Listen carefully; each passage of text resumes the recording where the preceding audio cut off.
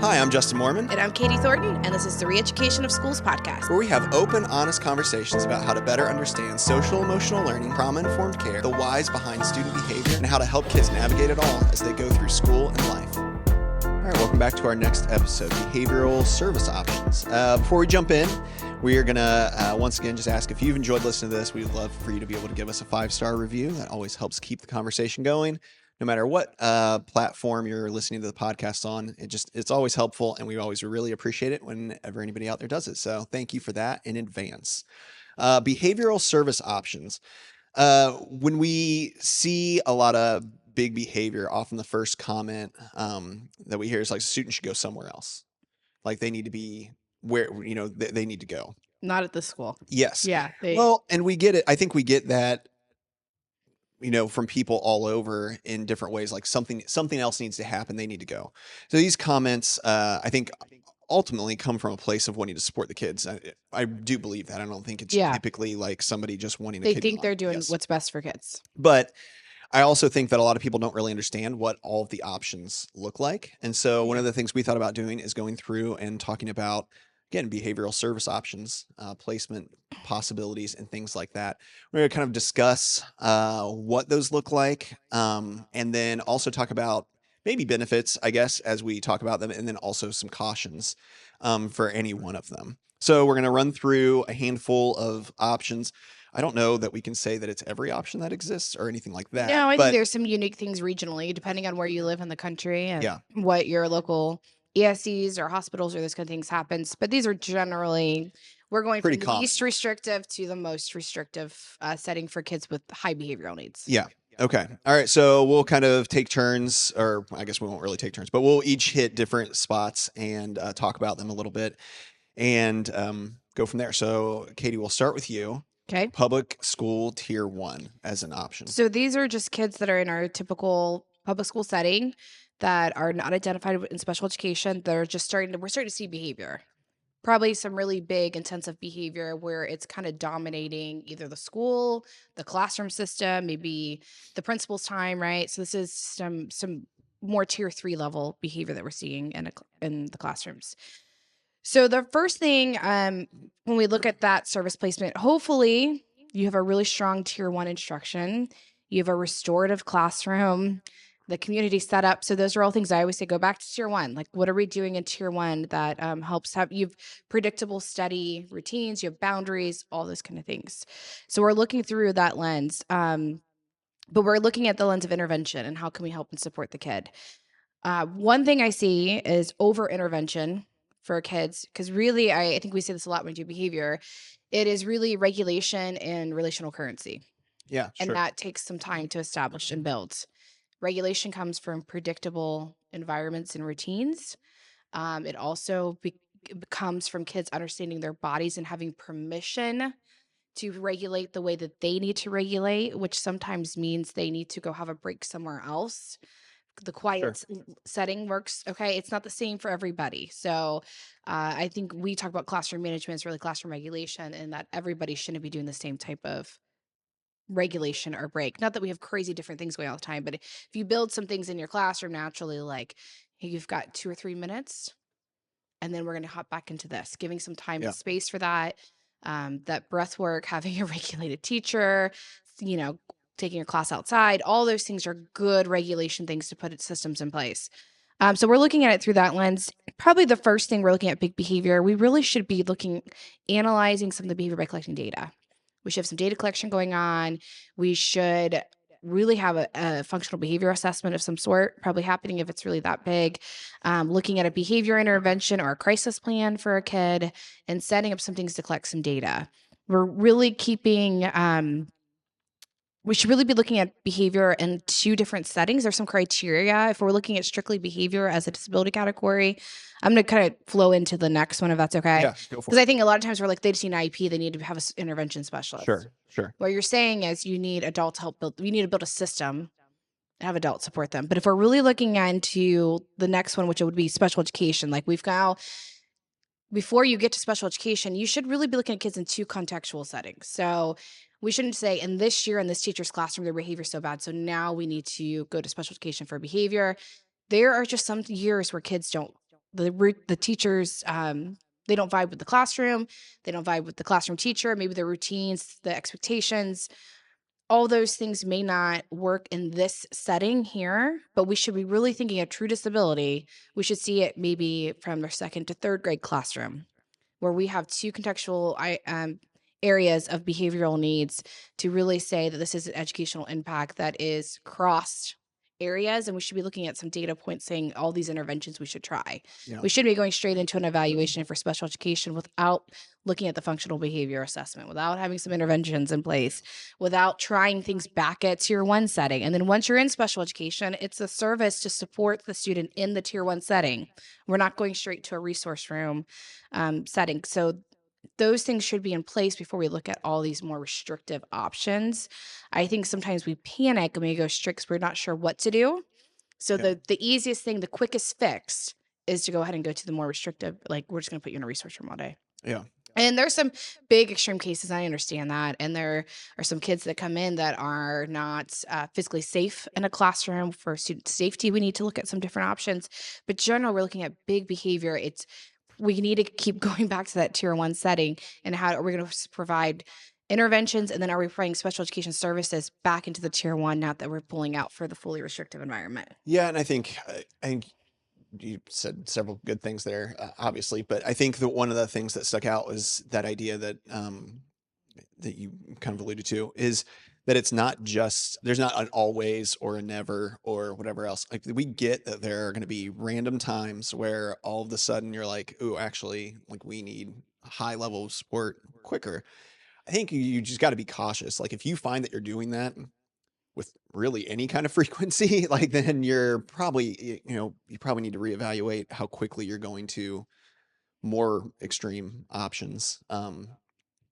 Just be careful of that, I guess. We don't want to say like you should never ever, under any circumstance. I mean, we've run into students Yeah, before where we've we've had been kids, like, we had to yeah, you call know it what? quick. I mean, Like, this actually, we need to we have a go ahead and lot. do This is something. really unsafe. Yep. Yeah. So, but it is, if if you find that that's what you're doing all the time, I think that should be that should be raising some red flags to you if that's happening a lot. So we have a kid, tier 1, we've done the tier fidelity process. We've gone to tier 2, tier 3 behavior.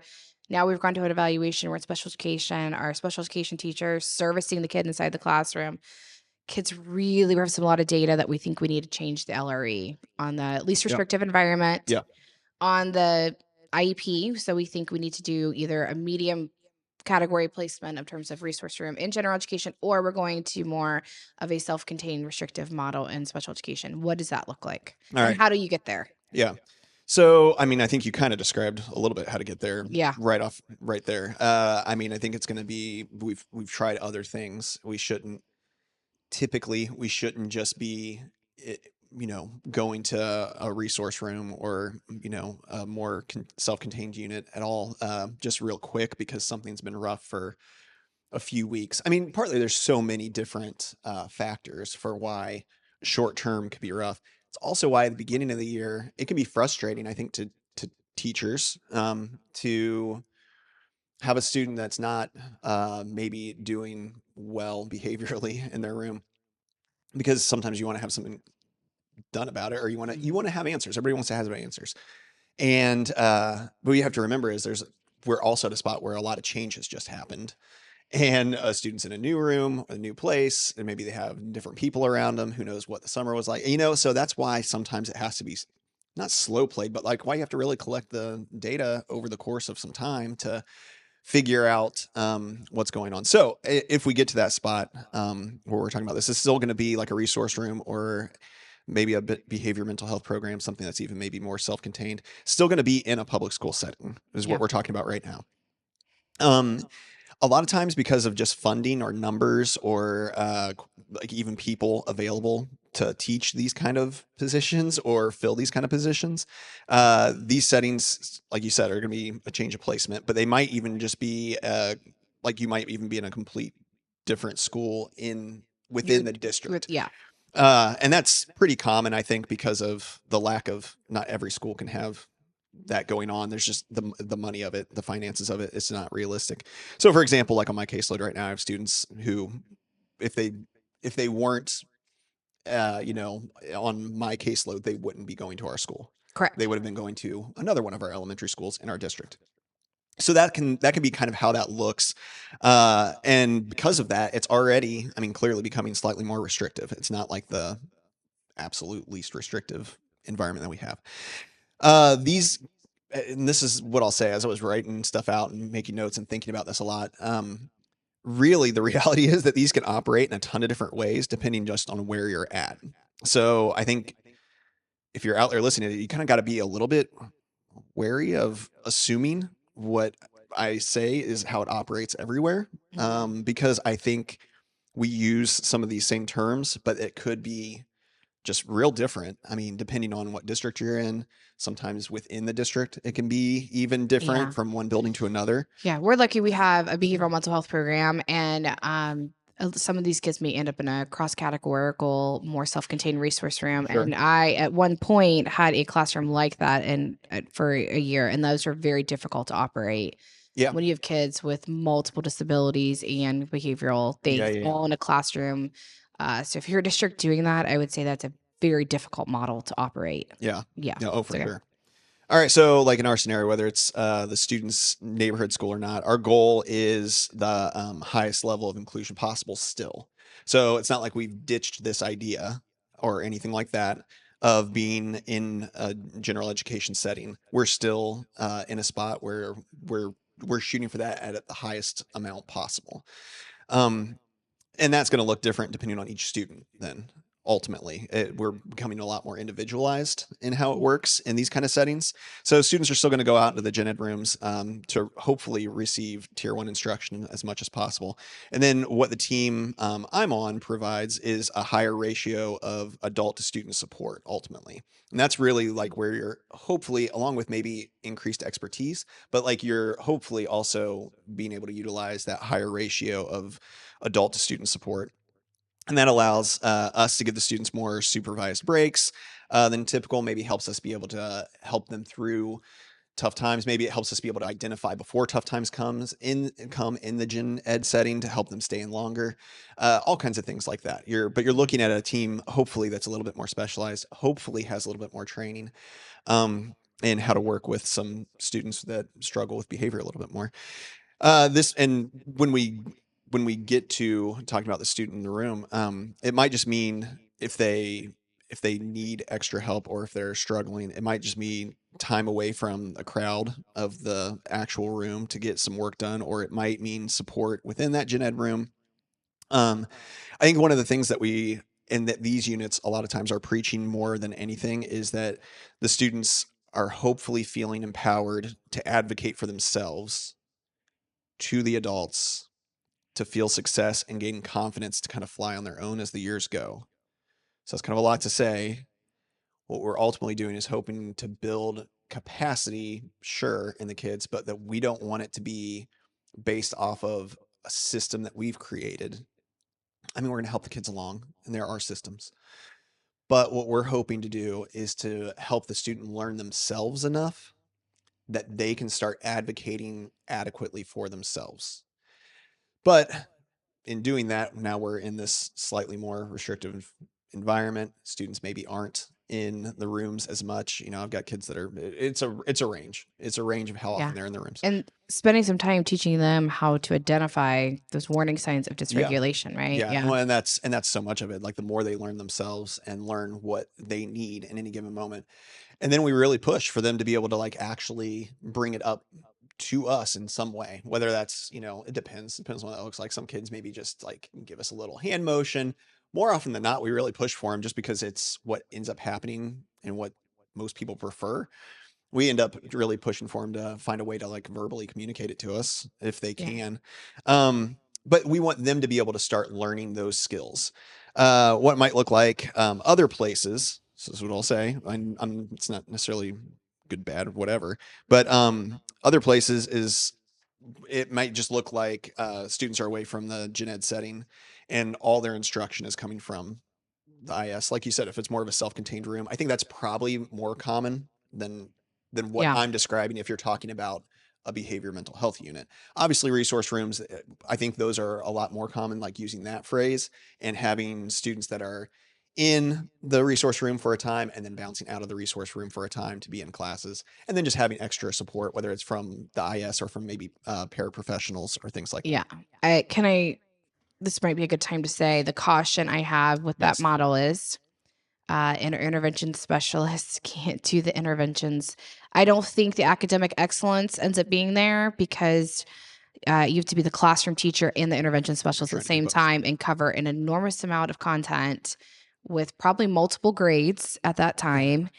And what we know about mirror neurons, we put kids with behavioral issues, they're feeding off kids with behavioral issues, which is continuing the behavioral issues. So they're not having time with those typical peers to be in a mirror neuron regulated environment Yeah. with typical Yeah. modeled behavior, and then to be able to integrate that your job is to get kids out of special education. The Yes. only time that we will ever hear that when kids qualify for special education is the time we want them to not need that level of service, maybe go down to a 504 plan or get out of special education altogether.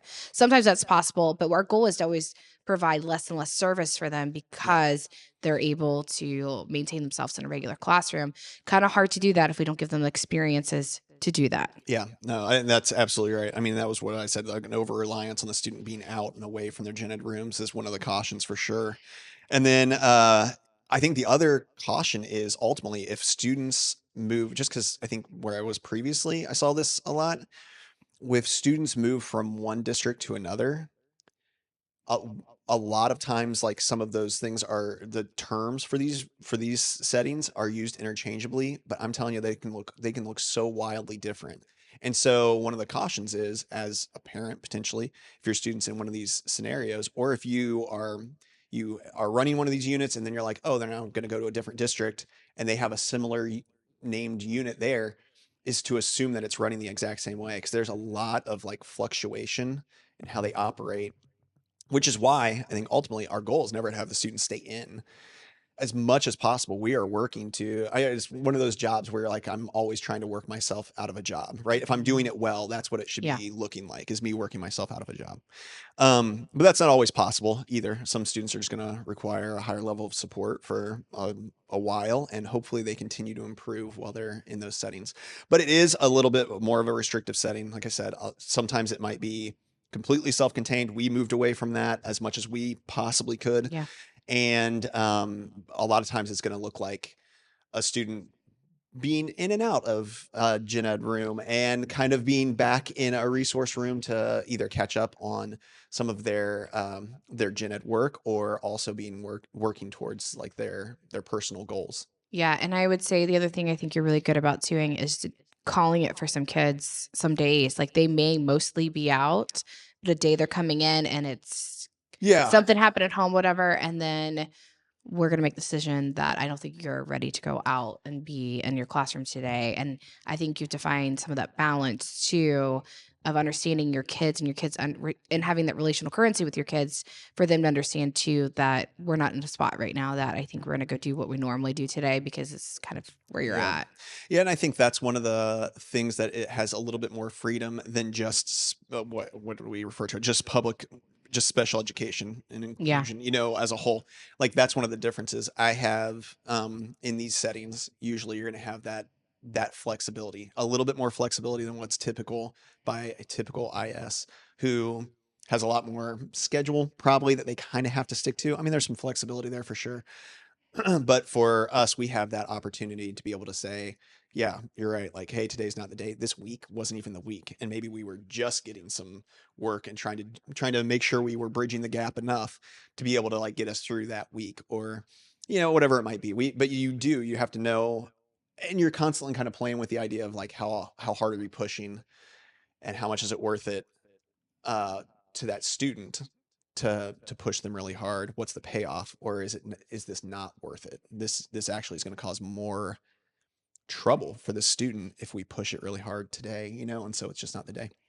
It's constantly reading that, and all of that goes back to, we did a whole episode. You got to know your students well, right? Like you got to really know them well especially if you're in one of these settings and you have the opportunity to, because you usually have a little bit lower of a caseload than if you were a typical IS.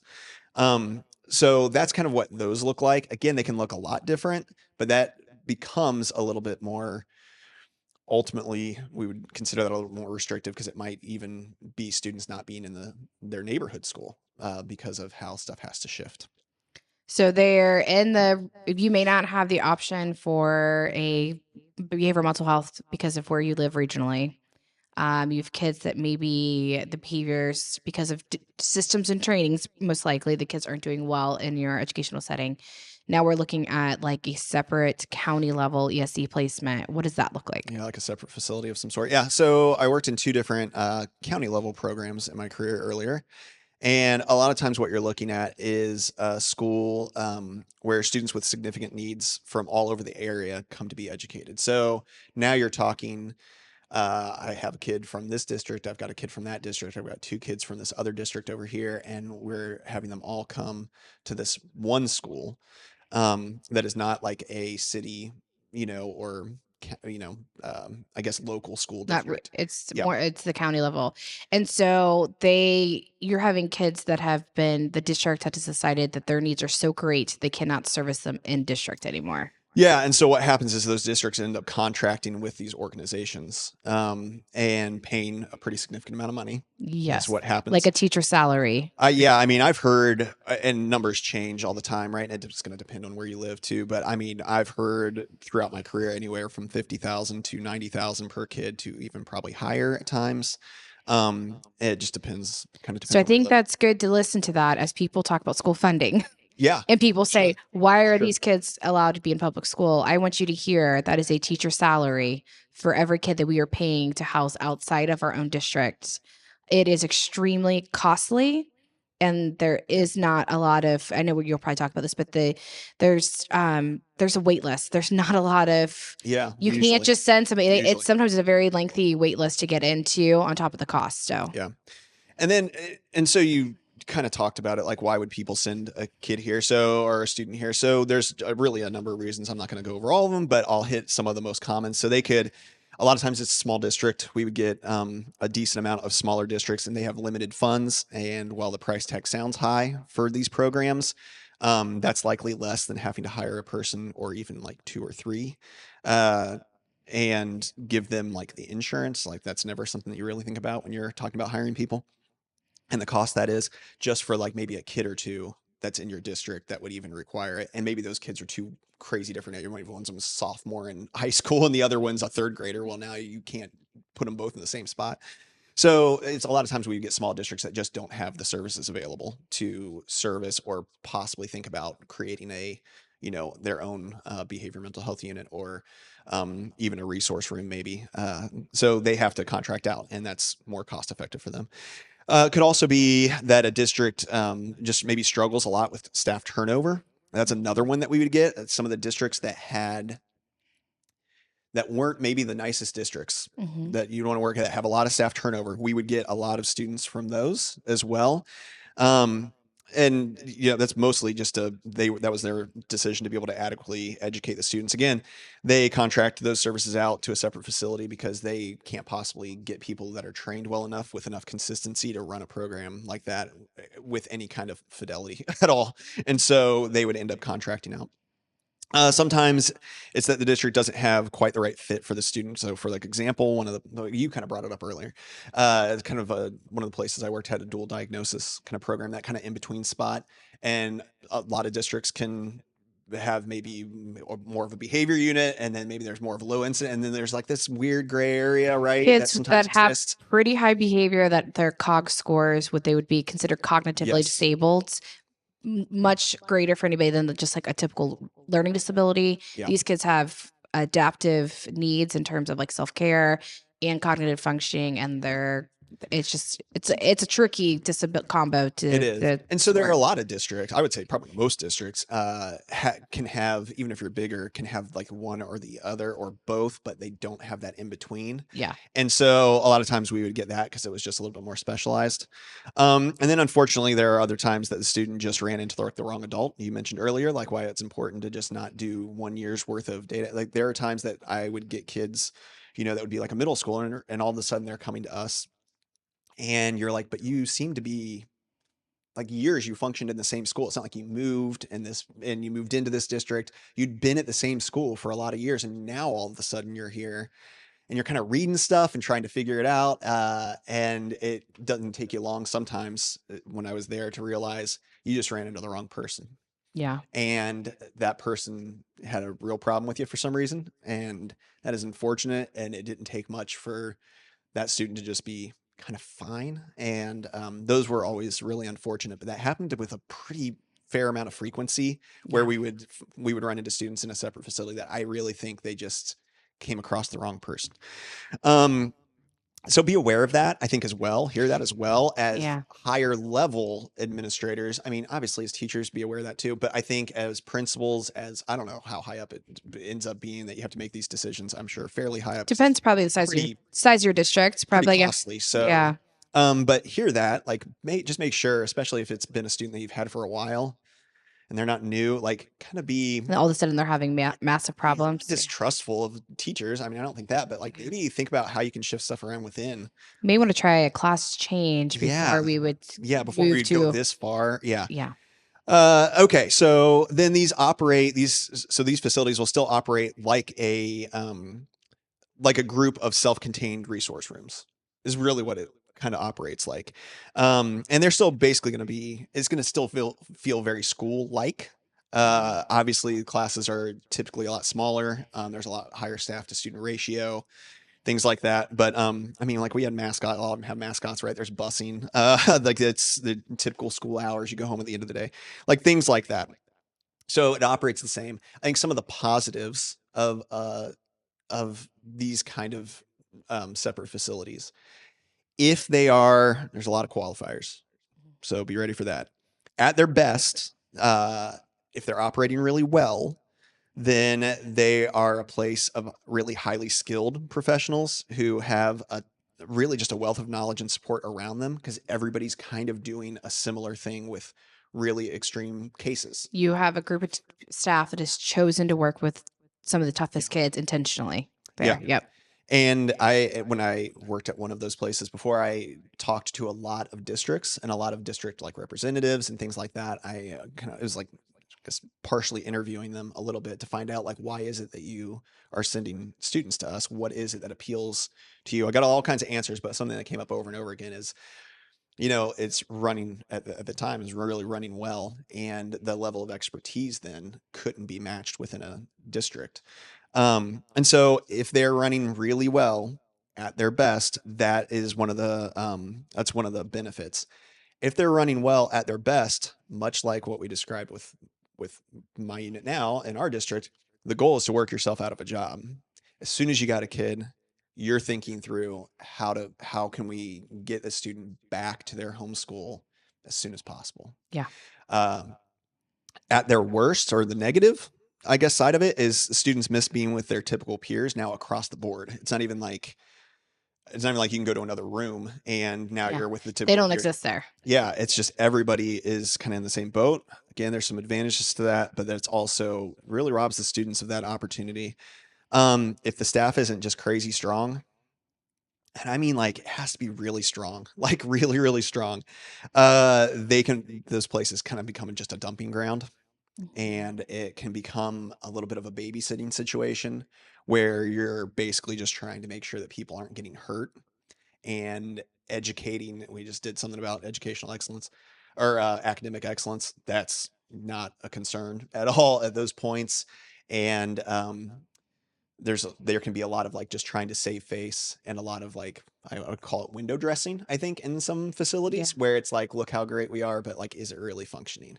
So just do your due diligence, know whatever your options are in your area, and do what you can to kind of find out how the places in your area are operating before you would really consider sending a student. I would encourage, if you were in the district administrator position that makes the decision that you are sending kids to this level of service, to go and be there in the facility, ask questions, ask for data, and see don't sign the papers without going to see.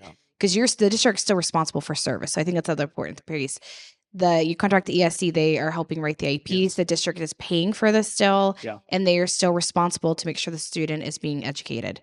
So go and see and talk to the people running it and watch the classrooms and ask good questions and see data and see what it looks like, and make sure you feel comfortable putting a child there and feel like this is going to be the better option than what you're be able to serve in the district. So Yeah, I than what you can figure encourage out. Yeah. people to do that if you're in that position. I think that it's worthwhile to like pop into, like, you don't want to feel like you're trying to catch somebody, but like, I mean, these are students, like they're kids, doesn't matter what age they are, they're kids. And if we're making decisions like this, I mean, I think it's important to really go through and you got to be confident, to your point. And I always said I do it with you with evaluations, right? But I do it as I've had people like want to come and observe my classroom for things. I'm very purposeful about always being like, you can come whenever. Like, you don't have to tell me. I'm Like, not going to do anything different. because You come any day, anytime. I should be doing exactly what I'm going to be doing every single day, and I want you to see what that is. Like, you should see what it is, no matter what day it is, what time of the day it is, whether I feel like I'm at my best or I don't feel like I'm at my best.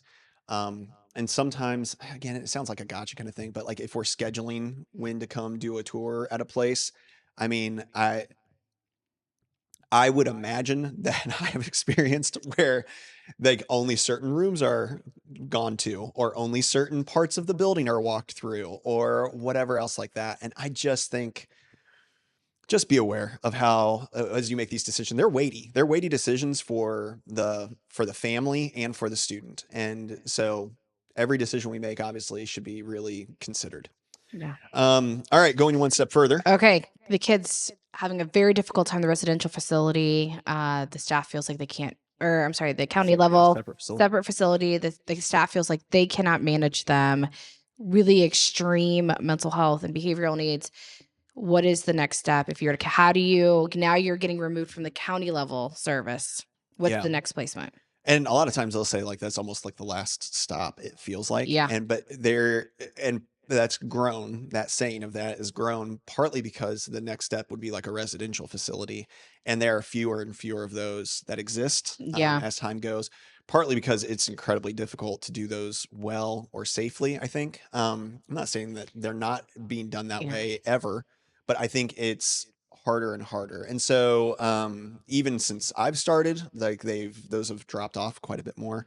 What a residential facility, just to describe it, I guess quickly, would be is the students actually live at this placement. Like, right, Yeah. they're not going home. They have school, they have classes, but at the end of the day, they're not getting bused back to their home, and then they're at home with their family. That's students will have, like I said, the school on site. But they a lot of times they take part in like caring for the building or having like little jobs or things like that they have to be part of on that. Like, I say community, I don't mean the community like where it's like overall. The I don't mean like the school. city. I mean like the school community. Community. Yeah. Um, these are going to obviously be pretty significant cases where not only the school is having a really hard time, but also the family, the home is having a really hard time with the student, maybe a lot of safety issues overall. And they feel like by the whole team worth of people feel like it's not really able to be a safe situation even at home with the student. A lot of times you'll also you're going to have significant mental health obstacles in a lot of the students that are at these places. A lot of substance abuse is a thing that had been a problem. General abuse is a big deal that had been a problem. Like, a lot of these reasons are going to cause all kinds of trauma, right, in students, and then may lead to pretty significant behaviors that have now led us to a spot where we're feeling like we have to be in a situation like this. Yeah. They have some documentaries out about some of these facilities. I do think there's probably some really good ones out there, whether state sponsored or insurance sponsored. But there are some documentaries that have come to light in the last several years about even some of the like scared straight level of abuse that kids were experiencing.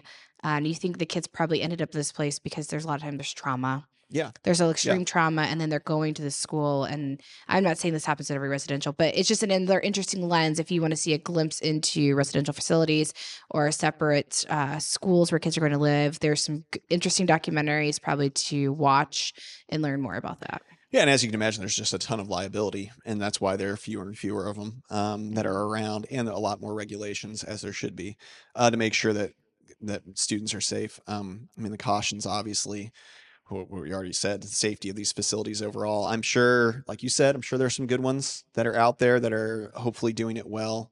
But I'm sure there are plenty of rough ones also. And I think unlike typical schools, the kids aren't going home at night; they're staying there. And my gosh, like just the amount that can happen when you have staff and whatever. It just always gives me pause. And again, I'm not saying that they all are awful or anything like that. Just you got to be real sure that this is what's needed. I think at this point, um, and then vet those places well too before you would recommend a student being sent there, or if you're a family member, I guess out there, like before you just haphazardly are like, we're just so done and just go to this place. Yeah. Because what you don't want to do is make things worse for the student. I mean, they're a person. I had Yeah. somebody a long time ago. Quick story.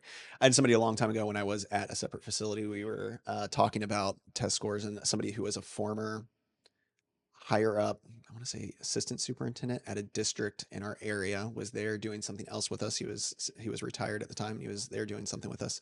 Somebody was referencing test scores of the students, and he said, and then the guy that I worked with was like, "Oh, the districts are always so happy when the test scores are high." And this guy kind of laughed. I can put myself back in that situation right now. I can remember it. And I hadn't been teaching very long. I was in my first handful of years. He laughed and he said, "Let me tell you something about those districts. They don't care one bit about those test scores. All they know is they had a problem. Now the problem's gone, and it's not their problem anymore." And I remember walking away that day thinking, he's calling that kid it's a person. Yeah. Like they had a person who was struggling. Yeah. To him, it was the problem. Just make sure you're being real careful about how you're looking at students who are struggling, because yeah, I get it. It can be a lot, and it can cause all kinds of things on our end as the adults trying to do things too. It's not easy. But you got to always remember, like they're not a problem.